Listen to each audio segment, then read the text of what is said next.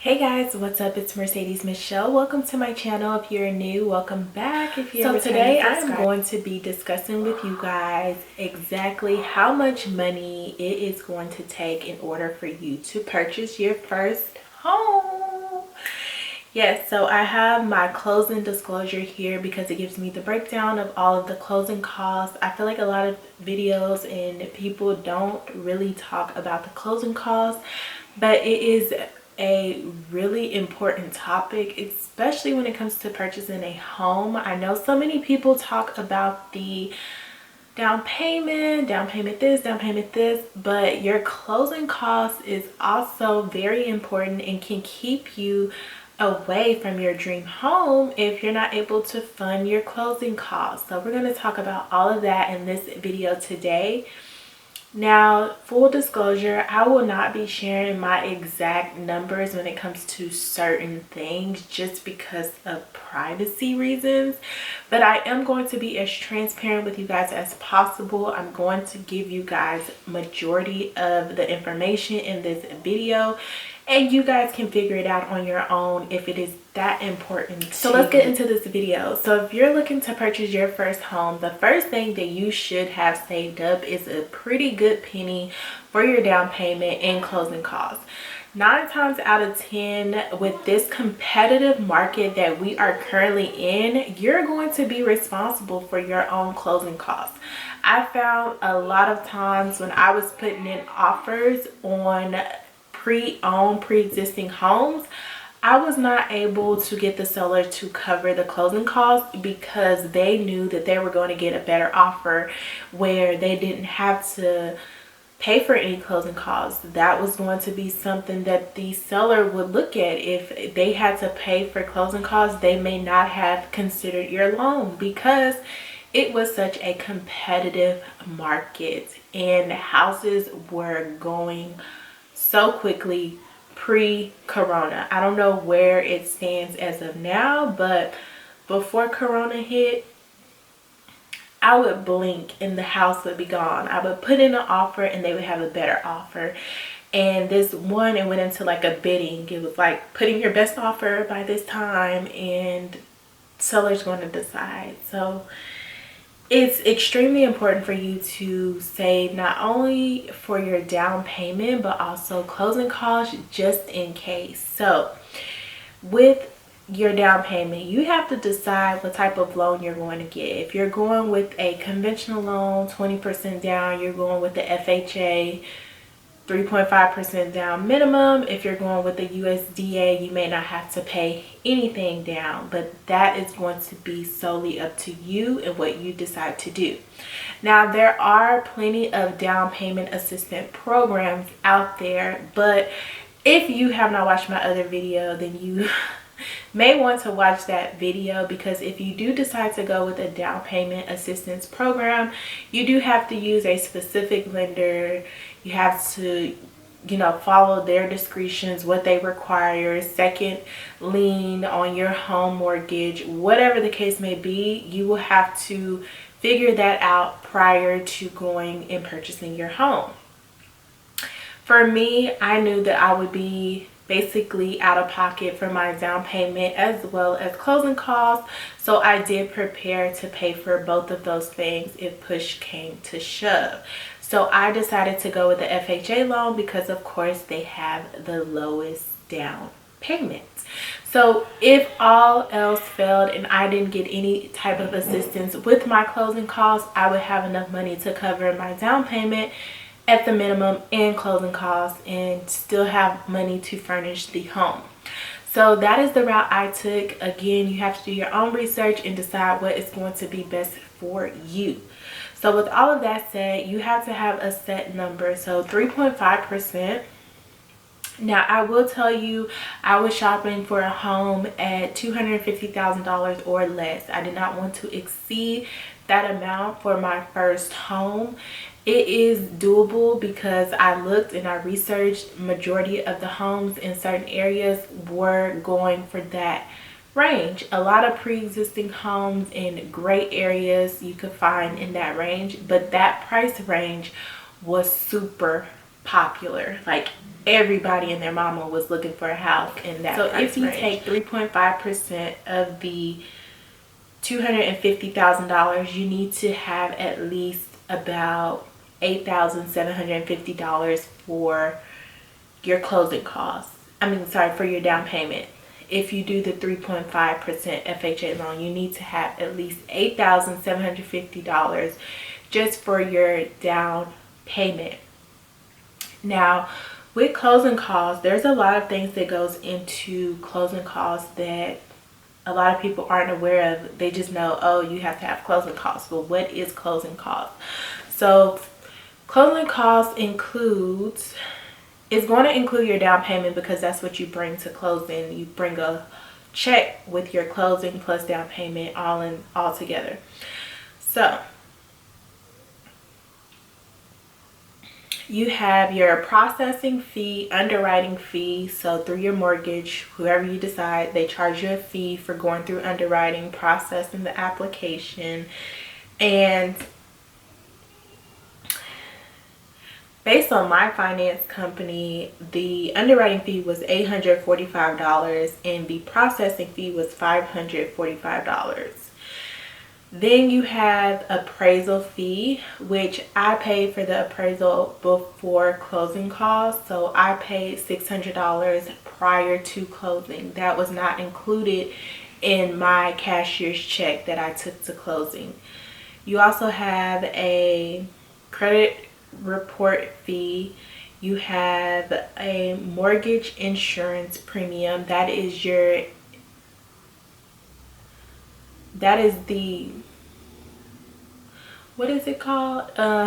If you do FHA loans, it's the federal backed loans. So you have a mortgage insurance premium that you have to pay if you don't put the 20% down. That's that mortgage insurance premium. And that was $3,811 just for that. So that was on top of what I financed my house for. Then you have a Texas attorney fee, which is $125. So these are services that you cannot shop around for when purchasing your home. So if you decide to go with whatever lender you choose, these are set in stone with that lender that you choose. You can't shop around for different appraisals or credit report or mortgage insurance premium. They're basically set in stone. So then some other things that are included in your closing costs is a survey fee, your title, basically getting your title, everything to do with your home title is included in your closing costs. There's like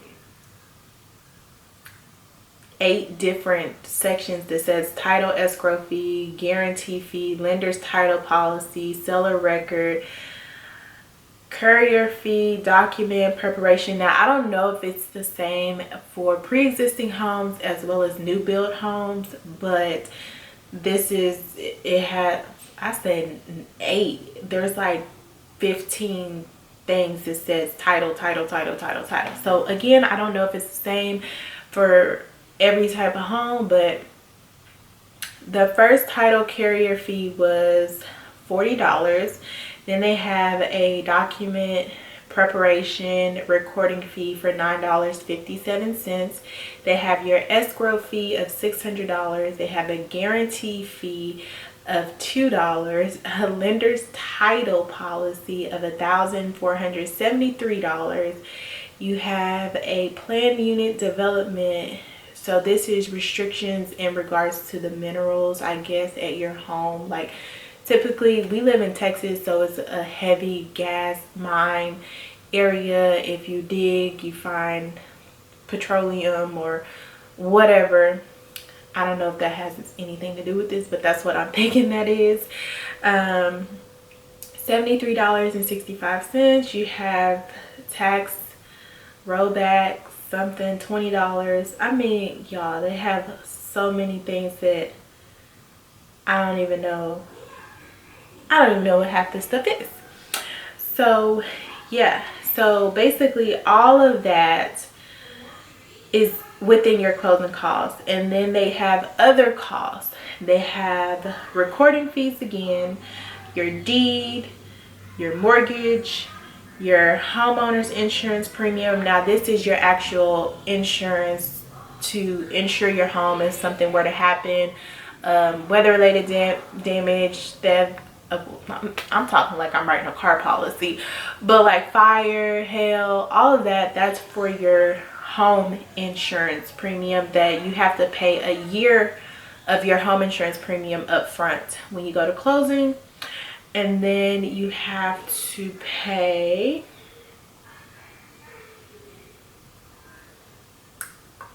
property taxes.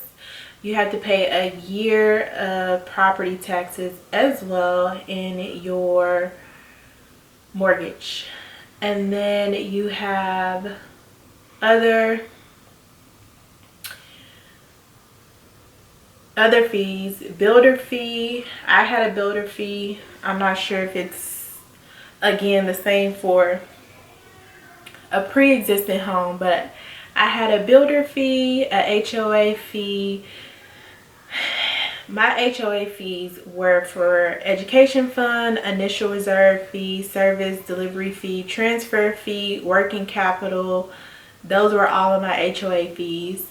Then I had again title fee. So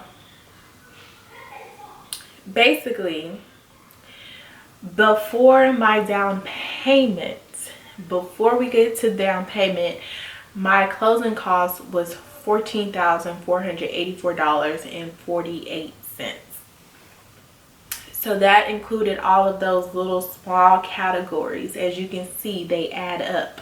So that is what the total closing cost came to. Now, I did have assistance with my closing costs. So again, depends on the lender or the seller if they're going to assist with any type of closing costs.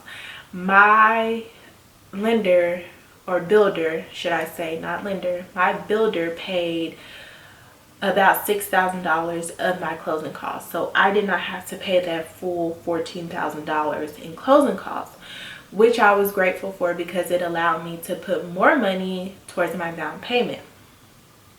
So for my down payment, I'm not going to give you guys a dollar amount, but I will give you guys the percentage. I put down 12% down payment towards my home. I wanted to get as close to that 20% as I possibly could, because the sooner you pay off that 20%, you'll be done with the PMI insurance. So I put down 12% on top of my portion of the closing costs. So again, everybody's situation is different. The numbers will look different based off of your situation. My numbers look this way because of, for one, the house I purchased, the lender I chose, the builder I chose. So you have to take all of that into consideration when you're purchasing a home. Just because my numbers look like this doesn't mean your numbers will look like this. You could have totally different numbers, but it gives you an idea of what you'll be looking at if you did purchase a home. So there's a lot of stuff on this thing, y'all. Some of this stuff don't even make sense to me. Like, it's still going. I didn't give you guys every single thing. It's still going. It gives you how much I purchased my home for. It gives you the closing costs paid at closing. It gives you the city, town taxes, county taxes, assessments, HOA dues. It takes away my deposit for putting down my earnest money, so that $1,000 was subtracted. Then it subtracts my seller credit, so the builder helps with closing cost amount. And yeah, it's a lot that goes when you see this. When I seen this closing disclosure, I was overwhelmed. I was like, what in the world is all of this? But it begins to make sense a little bit, poquito, a little bit. But yeah, that is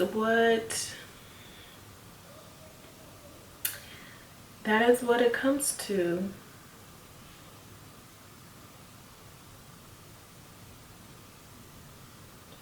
So everything is basically, so everything for me is basically more like escrowed into my mortgage. So I don't really have to pay anything outside of my mortgage. So it's just this one set number until, of course, property taxes change. Your insurance, housing insurance can change because the market is always changing. So you have to shop around for like homeowners insurance if you do decide to, if it just increases a lot. For your HOAs, that is something that's just set in stone. You'll know how much your HOAs is up front. So like ours here is like 450. I want to say our HOAs are 450 a year, so that gets escrowed into your mortgage. Yeah, I hope this video was helpful for you guys. It's a little overwhelming when you're just talking about it. It's kind of something you have to sit down and visually visualize. And basically you can get your closing costs. I researched that your closing costs can be anywhere between 3 to 7% of your house that you purchase. So whatever your housing price is, that total housing number, then you can kind of get your closing costs based off of that number.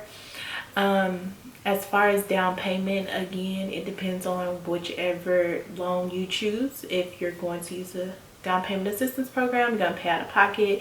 It'll all depend on your own personal preference, but that's an idea of how I was able to purchase my home, kind of looking at some numbers that it does get overwhelming. So if you guys have any questions, you can comment them down below, but I wanted to give you guys like a realistic idea of what is all included when it's time to actually purchase the home. When it's time to go sit down and sign off on all of those documents, how much money you have to bring to the table.